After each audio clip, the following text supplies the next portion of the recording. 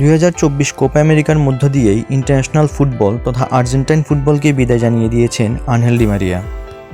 আর সঙ্গত কারণেই ডি মারিয়ার একজন প্রপার রিপ্লেসমেন্ট খুঁজে বের করাই এখন আর্জেন্টাইন ফুটবলের জন্য একটা বড় চ্যালেঞ্জ। আমরা জানি মেসি এবং ডি মারিয়ার প্রপার রিপ্লেসমেন্ট খুঁজে বের করাটা অসম্ভব। তবু খেলার ধরন এবং স্কিল বিবেচনায় তরুণ প্লেয়ারদের মধ্য থেকে বেস্ট অপশানটা খুঁজে বের করাটাই সবথেকে চ্যালেঞ্জিং ব্যাপার। ডি মারিয়া আর্জেন্টাইন ফুটবলে যা যা করেছেন সেসব কথা মাথায় রেখে আপনি ডি মারিয়ার রিপ্লেসমেন্ট খুঁজতে গেলে শুধু আর্জেন্টিনা কেন, সারা পৃথিবী জুড়েও ডি মারিয়ার রিপ্লেসমেন্ট খুঁজে পাবেন না। আমরা শুধু তরুণ প্লেয়ারদের মধ্য থেকে এমন একটা প্রোফাইল খুঁজে বের করার চেষ্টা করতে পারি যে কিনা ভবিষ্যতে ডি মারিয়ার মতো বা ডি মারিয়ার কাছাকাছি একজন ফুটবলার হয়ে ওঠার মতো প্রতিভাবান।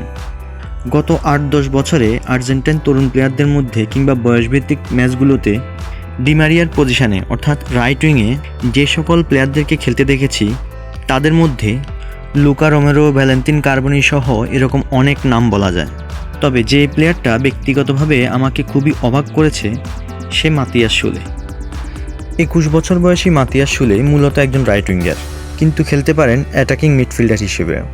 আর্জেন্টাইন ফুটবল ক্লাব ভেলেস সার্সফিল্ড থেকে উঠে আসা এই প্লেয়ার খেলেছিলেন জুভেন্টাসে, সেখান থেকে ধারে খেলতে যান ফ্রোসিনোনে।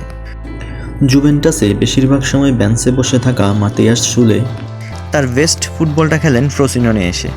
ফ্রোসিনোনের হয়ে 36 ম্যাচে 11টি গোল করে বিশ্ব ফুটবলে তার প্রতিভা জানান দেন।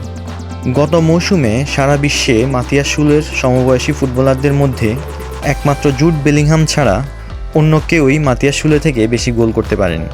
মূলত রাইট উইংয়ে খেলা মাতিয়াস সুলে ড্রিবলিং, চান্স ক্রিয়েটিং এবং থ্রু পাসে অসাধারণ দক্ষ।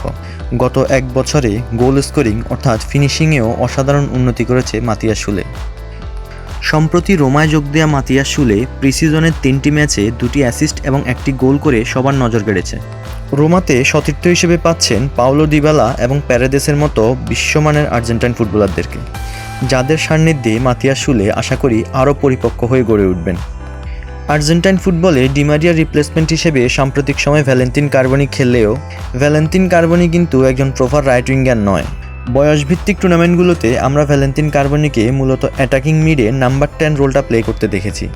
তাই যদি আমরা ডি মারিয়ার রিপ্লেসমেন্ট হিসেবে একজন প্রপার রাইট উইঙ্গারকে খুঁজি তাহলে মাতিয়াস সুলেই হতে পারে সবচেয়ে উপযুক্ত সমাধান।